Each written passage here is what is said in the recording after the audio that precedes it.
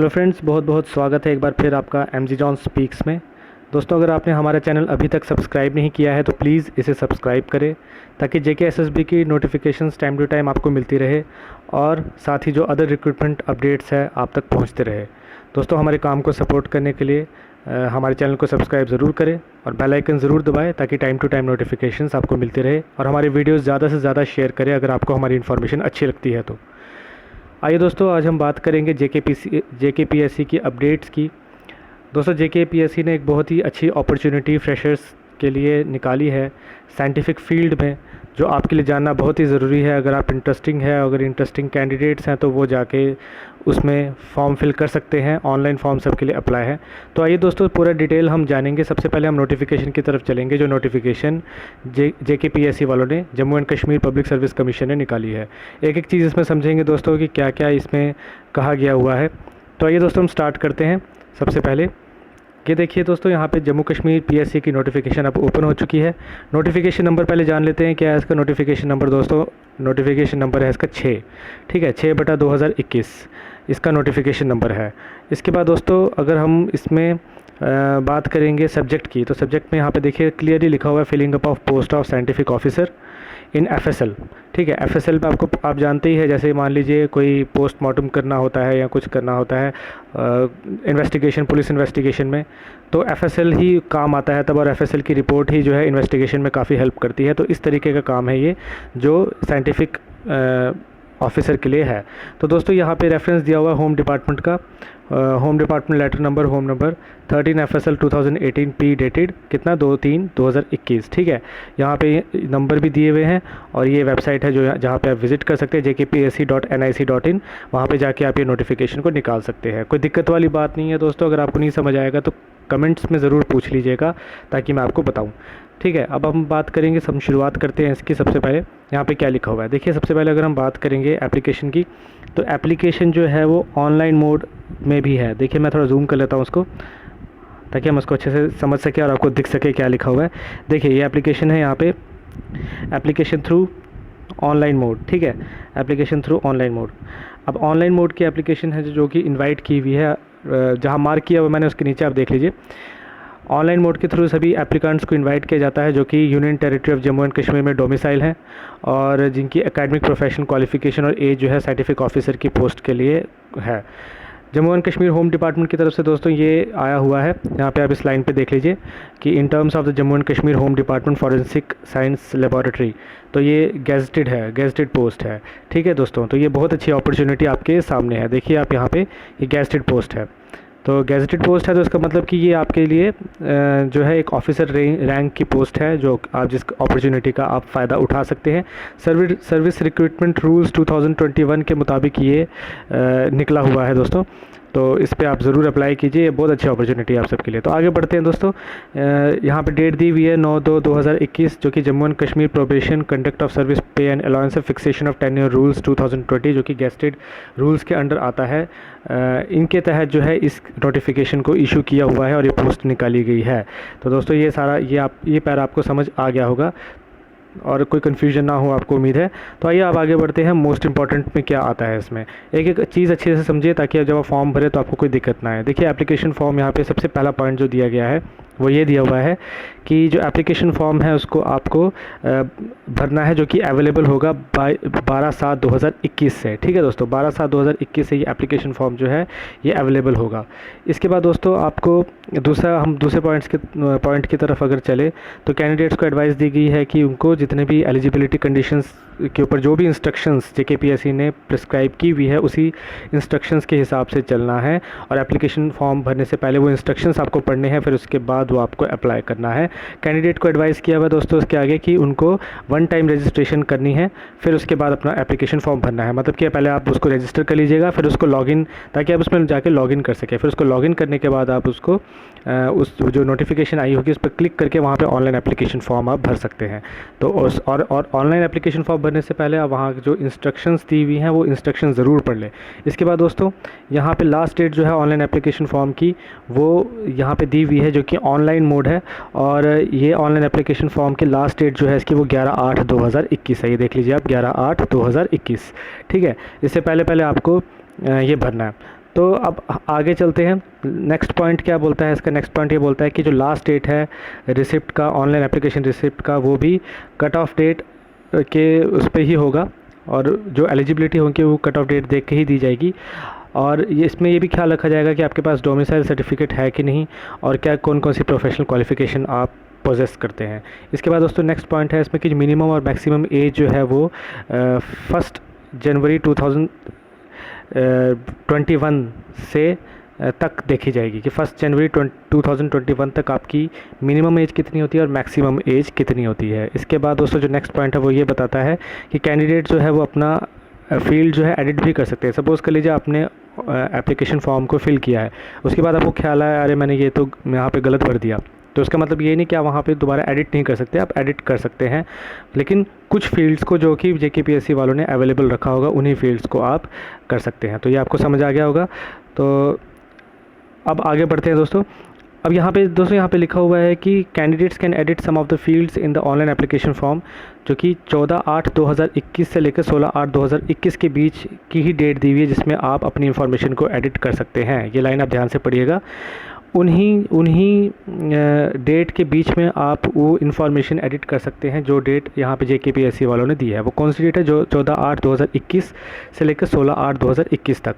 Suppose कर लीजिए आपने कोई एप्लीकेशन आपने साइंटिफिक ऑफिसर का एप्लीकेशन फॉर्म भरा है, उसके बाद आपको ख्याल आया कि इस फील्ड्स में जो फील्ड्स JKPSC वालों ने प्रिस्क्राइब की है कि इसी फील्ड में आप एडिट कर सकते हैं, और आपको याद आया कि मैंने इस फील्ड में कुछ गलती की है। आप वो फील्ड खोलेंगे और आप उसको एडिट करने की कोशिश करेंगे, लेकिन आपको पहले देखना है कि 14 तारीख से लेकर 16 तारीख के बीच में ही आप ये कर रहे हैं। अगर उससे 14 से पहले और 16 के बाद करने की कोशिश करेंगे तो आप नहीं कर पाएंगे। तो ये नेक्स्ट पॉइंट की तरफ चलते हैं। नेक्स्ट पॉइंट क्या कहता है कि candidates are not required to submit hard copy और any other documents to the commission. ठीक है, कैंडिडेट्स को ज़रूरत नहीं अपनी हार्ड कॉपी पहले ही देने की।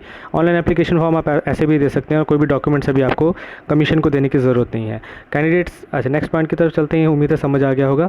Candidates are advised in their own interest to submit online applications much before the closing date. तो कैंडिडेट्स को यहाँ एडवाइस दी है JKPSC ने कि वो जो इंटरेस्टेड कैंडिडेट्स है वो अपने ऑनलाइन एप्लीकेशन जो डेट दी गई है उससे पहले ही अपने एप्लीकेशन को सबमिट कर ले और लास्ट डेट का वेट ना करे, क्योंकि क्या होता है कभी कभार इनकी साइट नहीं चलती है, डिसकनेक्शन की प्रॉब्लम होती है। गवर्नमेंट साइट है दोस्तों, ये तो जाहिर सी बात आपको भी पता है कि गवर्नमेंट वेबसाइट्स कितनी ही एक्टिव रहती हैं और कितनी ही फास्ट होती है।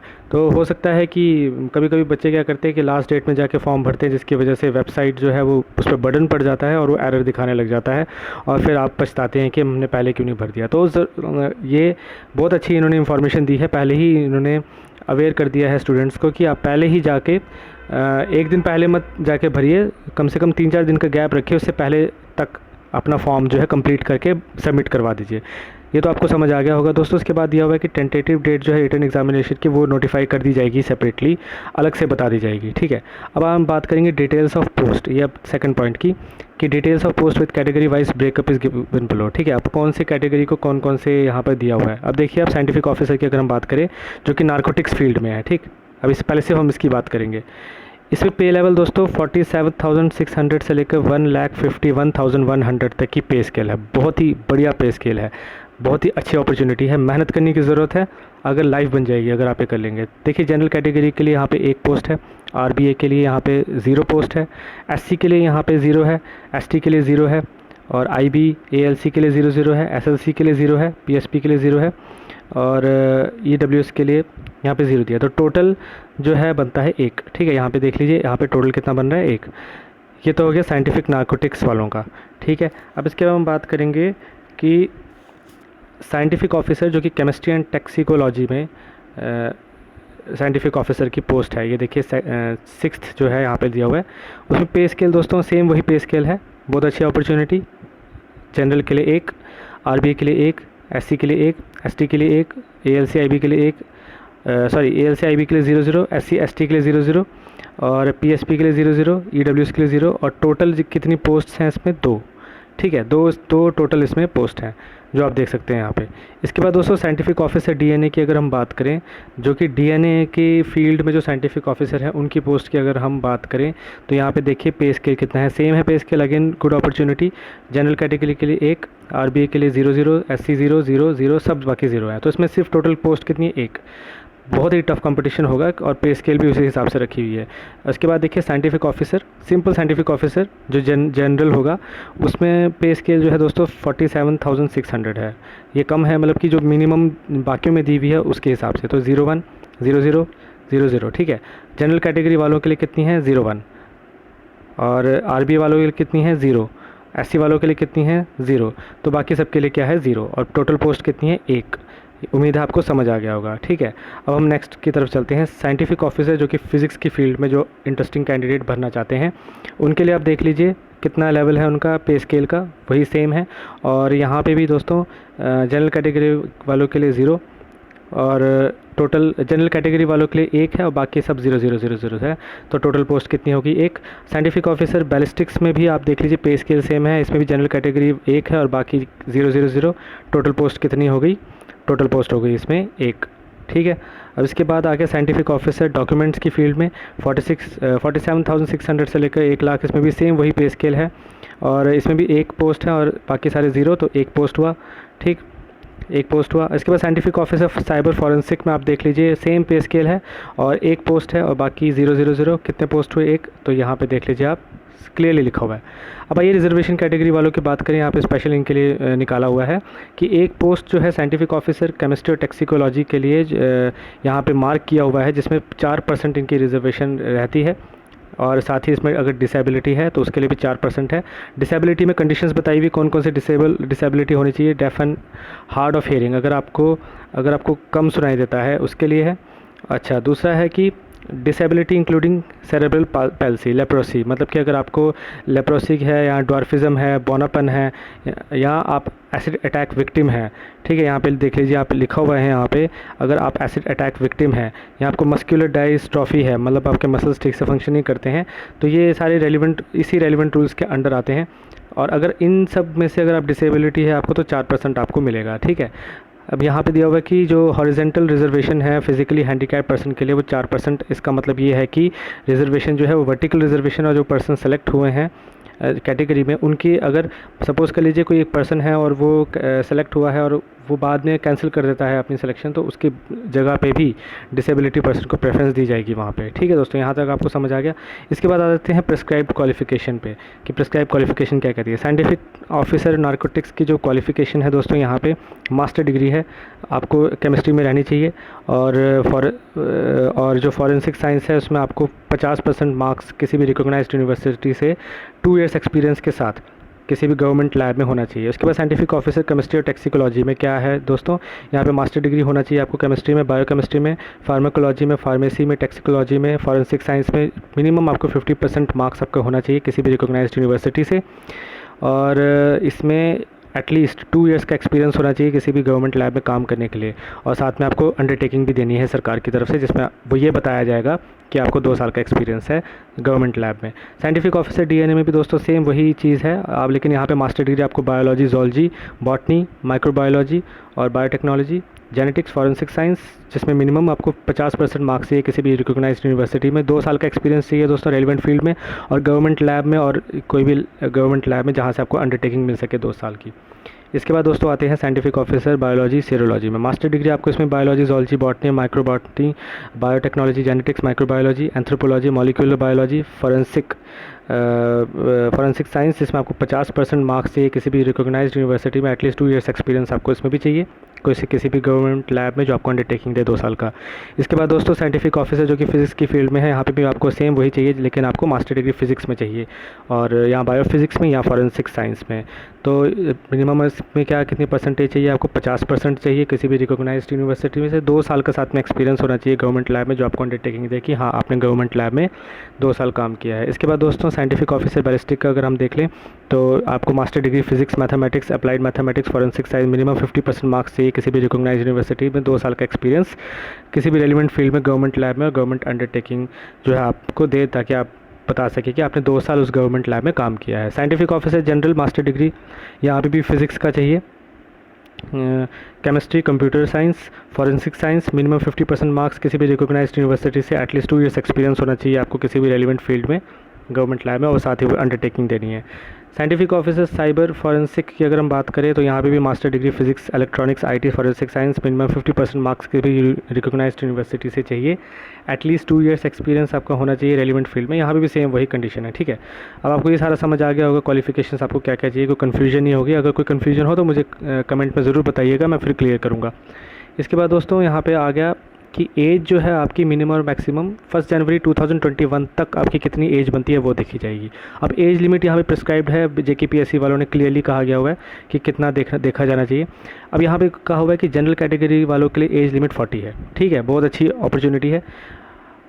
पैदा होने से जो आपको 2003 से पहले पैदा नहीं होना है और आपको 1981 के से 2003 के बाद आपको पैदा नहीं होना है और 1981 से पहले आपको पैदा नहीं हुआ है, ठीक है। तो सॉरी दोस्तों, मैंने उल्टा बोल दिया थोड़ा। आरबीआई में आपको आपकी एज लिमिट है 43, ठीक है। यहाँ पे आपको 2003 के बाद पैदा नहीं होना है और 1978 के पहले पैदा नहीं होना है, ठीक है। आपकी बॉर्न डेट ये है। इन सर्विस कैंडिडेट या गवर्नमेंट में आपकी जो एज लिमिट है वो 40 की है। अगर कोई पर्सन किसी सर्विस में है या गवर्नमेंट सर्विस में है तो उसकी एज 40 है। आरबीआई की देख लीजिए तो 43 है, इनको थोड़ा सा बेनिफिट है। तो इसमें भी 2003 के बाद नहीं पैदा होना है और 1981 से पहले पैदा नहीं होना है। तो ये सारा एज लिमिट यहाँ पे बताया है। उम्मीद है आपको समझ आ गया होगा। आइए रिजर्वेशन पे चलते हैं। कैंडिडेट ने अगर जिसकी रिजर्वेशन कैटेगरी है उसको पहले अपना कोई भी रिक्विजाइट कैटेगरी सर्टिफिकेट है या कट ऑफ डेट है वो अपना शो करना है। दूसरा पॉइंट दोस्तों यहाँ पर ये बताता है कि कैंडिडेट का जो कैंडिडेचर है उसको रिजर्व कैटेगरी सर्टिफिकेट जो है उसकी वेरीफाइड रहनी चाहिए अपॉइंटिंग अथॉरिटी से। कैंडिडेट को ये नोट करना है कि जो रिजर्वेशन है वो कोई फॉल्स, फेक या फ्रॉडुलेंट सर्टिफिकेट से ना बनाया हो, तो इसके लिए अंडरटेकिंग ज़रूर देनी होगी। इसके बाद दोस्तों डोमिसाइल के जो चलते हैं, आपको पता है कि डोमिसाइल आजकल कंपलसरी है। सेंटर ऑफ एग्जामिनेशन श्रीनगर और जम्मू एंड सेंटर्स दोनों में होगा, कश्मीर में भी होगा, जम्मू में भी होगा। जितने कैंडिडेट्स हैं उनको अपने ऑप्शंस जो हैं वो चूज़ कर सकते हैं कि वो कश्मीर में देना चाहते हैं, जम्मू में देना चाहते हैं, ठीक है। अलॉटमेंट जो है सेंटर्स की वो कमीशन की डिस्क्रिप्शन होगी। एक बार अगर सेंटर जो है आपके लिए अलॉट किए जाते हैं तो रिक्वेस्ट जो है वो एंटरटेन नहीं किया जाएगा। मतलब कि एक बार अगर जेकेपीएससी वालों ने आपके लिए सेंटर अलॉट कर दिए हैं तो आप रिक्वेस्ट नहीं कर सकते कि मैं अपना सेंटर चेंज करना चाहता हूँ। इसके बाद इन्फॉर्मेशन, थर्ड पॉइंट ये कहता है कि इन्फॉर्मेशन जो एग्जामिनेशन की वो टाइम टेबल के तौर पे दी जाएगी और सेंटर ऑफ एग्जामिनेशन जो है कैंडिडेट्स के लिए वो अपलोड कर दिया जाएगा वेबसाइट्स पे 2 हफ्ते पहले ही। एग्जामिनेशन की डेट से 2 हफ्ते पहले ही आपको बता दिया जाएगा। और अगर कोई कैंडिडेट अपना रोल नंबर नहीं ले पाता है वेबसाइट से तो 1 हफ्ते पहले वो एग्जामिनेशन डेट के 1 हफ्ते पहले वो कमीशन ऑफिस में कांटेक्ट कर सकता है। मैंने आपको बताया था नोटिफिकेशन के स्टार्टिंग में ही फ़ोन नंबर प्रोवाइडेड है, वहाँ पे आप जाके अगर सपोज़ कर लीजिए आप जाते हैं वेबसाइट पर और आपके रोल नंबर वहाँ पे अपलोड नहीं हुआ है तो आप ये मत कीजिएगा कि आप वेट करेंगे फिर से 2-3 दिन पहले तक क्या पता आ जाए, ऐसा नहीं होगा। 1 हफ्ता पहले ही आप जेकेपीएससी वालों से कांटेक्ट कर ले और उनको फिर जो प्रोवाइडेड नंबर नोटिफिकेशन में दिया है उनको बता दें कि ऐसी प्रॉब्लम है, मेरा जो रोल नंबर है वो अपलोड नहीं हुआ है, प्लीज़ मुझे रोल नंबर प्रोवाइड करवाएं। वो आपको ज़रूर प्रोवाइड करवाएंगे। इसके बाद कैंडिडेट जो है अपने ऑनलाइन एप्लीकेशन फॉर्म सबमिट कर सकता है, ईमेल के थ्रू भी या मोबाइल नंबर के थ्रू भी। अपना date of birth, name of examination, अपने जो जितने भी कम्युनिकेशन जो जितने भी है वो कमीशन को बताते हुए वो अपना ऑनलाइन एप्लीकेशन फॉर्म सबमिट कर सकता है। कम्युनिकेशन जो है कैंडिडेट की तरफ से एंटरटेन नहीं किया जाएगा, ठीक है। मैं आपको फिर से समझा देता हूँ ये वाला पॉइंट। ये कहता है कि कैंडिडेट को अपना ऑनलाइन एप्लीकेशन फॉर्म सबमिट ज़रूर करना है। ईमेल आईडी और मोबाइल नंबर के साथ अपना नाम, डेट ऑफ बर्थ और नेम ऑफ एग्जामिनेशन बताना है जब भी आप कमीशन को कम्युनिकेट करेंगे, ठीक है। अगर आप ये नहीं करते हैं तो आपका जो पर्टिकुलर्स हैं वो एंटरटेन नहीं किया जाएगा। इसके बाद दोस्तों नेक्स्ट पॉइंट की तरफ चलते हैं। एडमिट कार्ड जो है अवेलेबल होगा 2 हफ्ते पहले ही जेकेपीएससी के साइट में आप जाके jkpsc.nic.in में जाके आप अपना एडमिट कार्ड देख सकते हैं, ठीक है। jkpsc.nic.in,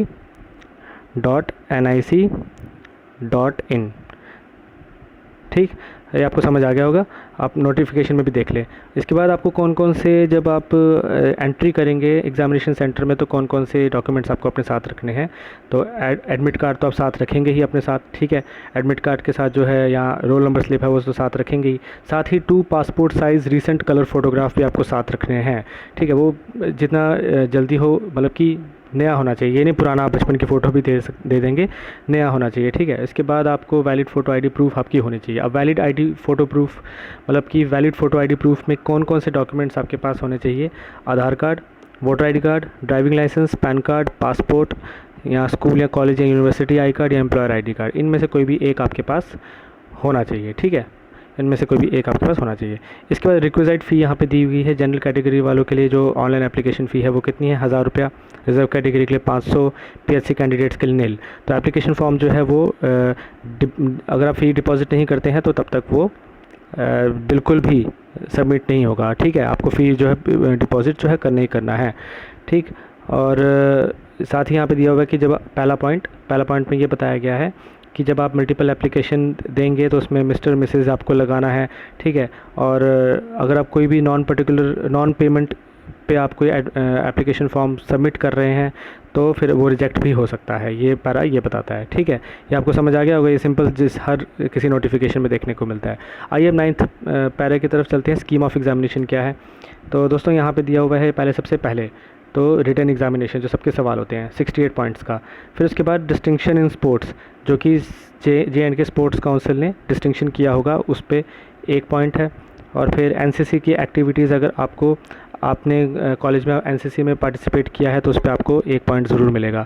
यहाँ अगर सेकंड पॉइंट में बोलता है कि अगर आपने कोई स्पोर्ट्स एक्टिविटी में पार्टिसिपेट किया है, लेकिन स्पोर्ट्स एक्टिविटी ऐसी नहीं, वो एक्टिविटी जो कि JNK स्पोर्ट्स काउंसिल ने करवाया है तो उस पर भी आपको 1 पॉइंट मिलेगा। रिटन एग्जामिनेशन में आपको 68 पॉइंट्स हैं।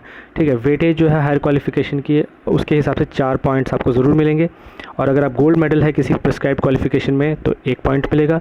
वाइवा वॉइस या इंटरव्यू में 25 पॉइंट्स हैं। ठीक है, तो कुल मिला के कितने पॉइंट्स हैं, 100 पॉइंट्स आपको प्राप्त करने हैं। ठीक है, तो ये सारा आपका स्कीम है। इसके बाद रिटन एग्जामिनेशन में आ गया कि 2 घंटे का एग्जामिनेशन होगा। ऑब्जेक्टिव मल्टीपल चॉइस क्वेश्चन होगा। 120 क्वेश्चन उसमें दिए जाएंगे आपको, जिसमें मल्टीपल चॉइस क्वेश्चन होंगे। कोई सवाल नहीं होगा अब आपके पास, ऑब्जेक्टिव टाइप है। तो देख लीजिए, नेगेटिव मार्किंग जो है इनकरेक्ट आंसर के लिए दिए गए हैं। 4 अल्टरनेटिव्स हैं आंसर्स के हर क्वेश्चन के लिए। हर एक क्वेश्चन में जो अगर रॉन्ग आंसर होगा तो 1/4 0.25 जो है काटा जाएगा मार्क्स उसका। और कैंडिडेट को जो है अगर वो मोर देन 1 आंसर कर देता है तो उसको रॉन्ग आंसर ही दिया जाएगा। सपोज़ कर लीजिए 2 ऑप्शन बने हुए हैं और आप दोनों में जाके टिक लगा देते हैं तो वो आपका रॉन्ग ही कहा जाएगा। ये नहीं कहा जाएगा अच्छा एक इसने तो राइट आंसर में भी टिक लगाया तो एक रॉन्ग आंसर में टिक लगाया तो चलो जी कोई बात नहीं, बच्चे को हम राइट आंसर में दे देते हैं। ऐसा नहीं होगा, आपका जो क्वेश्चन है वो गलत हो जाएगा। ठीक है, इसके बाद इंटरव्यू में जो है आपके नॉलेज स्किल देखे जाएंगे, जनरल इंटरेस्ट आपका देखा जाएगा, उसके ऊपर आपका क्वेश्चन किए जाएंगे आपसे। ऑब्जेक्ट जो है इंटरव्यू का यही होगा कि आप जिस कैरियर के लिए अप्लाई कर रहे हैं उसमें आप सूटेबल फील कर रहे हैं कि नहीं, कंफर्टेबल फील कर रहे हैं कि नहीं, और कितना इंटरेस्ट है आपको उसमें, कैलिबर कितना है आपका, और कोई इंटेलेक्चुअल लेवल आपका कितना है ये भी देखा जाएगा। और ये भी देखा जाएगा कहीं आप ऐसा तो नहीं है कि दिमागी तौर पे ठीक नहीं है, ये सब भी चेक किया जाएगा उसमें। और आपकी जो फील्ड है उसमें कितनी डेप्थ है आपकी, वो सारी चीज़ें इंटरव्यू में देखी जाएगी। तो अच्छे से तैयारी करना होगा इसका। अब प्रोविज़न क्या है कंपनसेटरी टाइम और असिस्टेंस ऑफ सब्सक्राइब का। दोस्तों अगर हम पहली लाइन के ऊपर जाए तो डिसेबिलिटी अगर किसी का है तो उसको 40% मिनिमम 40% रखा हुआ है उसके लिए, अगर कोई डिसेबल है तो। ठीक है, यहाँ पे ये बताया हो गया है। ऊपर से 20 मिनट्स जो है दिए जाएंगे हर एक। जैसे सपोज़ कर लीजिए अब डिसेबल पर्सन है, जाहिर सी बात है वो स्लो होगा, तो उसके जो मिनिमम उसको 40% इम्पेयरमेंट के हिसाब से उसको मेडिकल बोर्ड क्या करेगी, उसको मेरिट में रखेगी। और वो अगर वो स्लो भी देना चाहेगा तो स्लो भी दे सकता है। कहने का मतलब कि उसको 20 मिनट्स पर आवर में से 20 मिनट्स उसके लिए रिजर्व है। ठीक है, 1 घंटा 20 मिनट, 1 घंटे का एग्ज़ाम पहला 1 घंटा बिताएगा, उसमें से 20 मिनट और उसको एक्स्ट्रा मिलेंगे। दूसरा 1 घंटा बिताएगा, 20 मिनट मिलेंगे। तो इसको ये जो है ये सारा जो है इसका प्रोविज़न है। तो आइए दूसरा नेक्स्ट पैरा में अगर हम यहाँ पे देखें कि सारा जो दिया हुआ है ये सारा, ठीक है, इसमें आपका सारा दिया हुआ है कि आपको क्या करना है। JPEG और JPG आपको कलर फोटोग्राफ देने हैं, कैसे अप्लाई करना है, ये आपको सब पूरा समझ आ जाएगा जब आप भरने लगेंगे। अक्सर तो स्टूडेंट्स भरते ही हैं। ठीक है, मैं अगर आपको समझ आएगा मैं ऐसे भी इस पर एक और वीडियो निकालूंगा जिसमें पूरा आपको मैं एक्सप्लेन करूँगा। माफ़ कीजिएगा दोस्तों, पूरा आपको मैं एक्सप्लेन करूँगा कि इसमें कौन कैसे कैसे आपको भरना है ताकि आपको कोई कन्फ्यूजन ना हो। ठीक है, तो ये सारी चीज़ें आपके सामने मैंने रखी। एडिटिंग जो है ऑनलाइन एप्लीकेशन फॉर्म का वो याद रखिएगा, 14/8/2021 से 16/8/2021 के बीच में ही आप भर सकते हैं। टाइमिंग पूरी दी हुई है 00.01 आवर्स से लेकर 23.59 आवर्स 16 तक। ठीक है, और अगर कोई मिसकंडक्ट यहाँ पे एंड में बोला हुआ है कि अगर कोई मिसकंडक्ट करता है कैंडिडेट तो उसके लिए फिर एक्शन जो है यहाँ पे सारा दिया हुआ है, एक्शन लिया जाएगा। ठीक है, अब आपको समझ आ गया होगा। ये सारी चीज़ें यहाँ पे देख लीजिए आप कि एस ऑफिसर आर के कटोच साहब ने यहाँ पे सिग्नेचर किए हुए हैं। यहाँ पे आपको दिख जाएगा कॉपी टू किसको गया हुआ है, प्रिंसिपल सेक्रेटरी गवर्नमेंट को, डायरेक्टर इंफॉर्मेशन डिपार्टमेंट को, सबको गया हुआ है। तो दोस्तों ये था। अब मैं चलता हूँ। अब मुझे उम्मीद है आपको ये इन्फॉर्मेशन पसंद आई होगी। ये JKPSC का बहुत अच्छा अपडेट था। एक और मैं वीडियो निकालूंगा जिसमें मैं आपको ये बताऊंगा कि कैसे आपको इसको भरना है और इसमें क्या क्या सिलेबस हैं, वो भी मैं आपसे डिटेल में आपके साथ शेयर करूंगा। तो दोस्तों हमारे चैनल को सब्सक्राइब ज़रूर करें और वीडियोस लाइक ज़रूर करें और ज़्यादा से ज़्यादा इसको शेयर करें ताकि हमें आपको सपोर्ट मिल सके और हम आगे और अच्छे से अच्छा काम आपके लिए लेके आएँ।